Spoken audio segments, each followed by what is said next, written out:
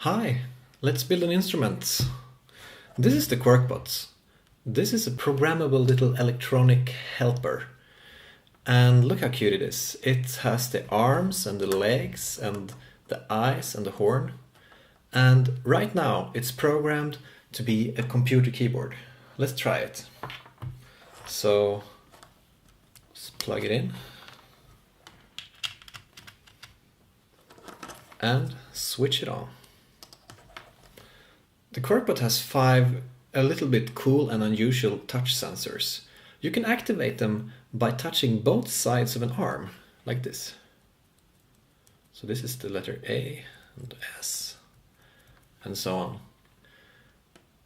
You can also activate the sensors by touching the inner hole to ground. And ground is this eye here, the right eye of the Quirkbot.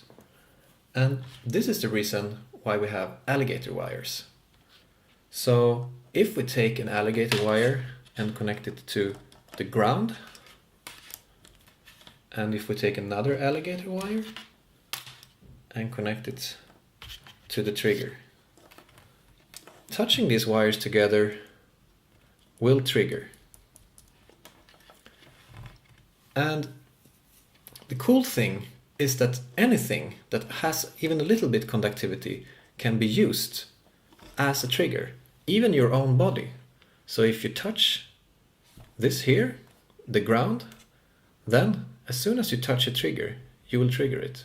And this goes for all materials. So you can use a lot of different conductive materials to build a physical controller for your instrument, like aluminum foil here, or you can even use fruit like this. So touching the ground triggers the thing. So now let's make some noise.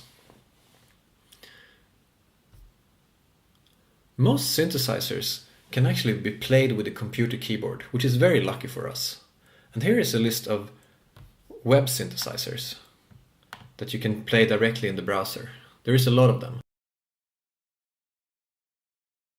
But you can also use software like GarageBand, Ableton Live, if you happen to have that installed. So let's try the first one here, this one.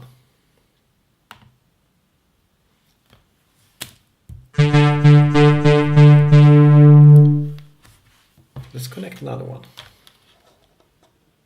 Here. Ground.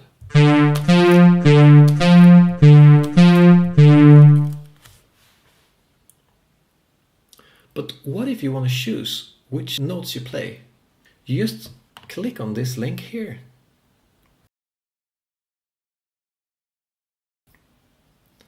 Which will take you to the code. So this is the code running on the Quirkbot right now. So these are all the touch inputs for the horn, for the left arm, for the right arm, and so on. And this is all the key trigger outputs. So this triggers key A, key S, key D, and so on. Let's say you want to change key S to be some other key. Let's say W.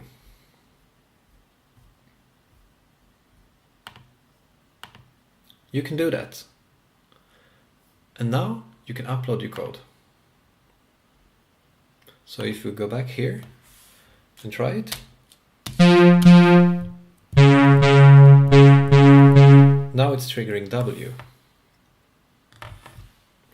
There is also one more thing you can change in this view, and that is the sensitivity. So if you want the trigger to be more or less sensitive, depending on the situation or the instrument you build, then you can change it there and upload if you want. Good luck!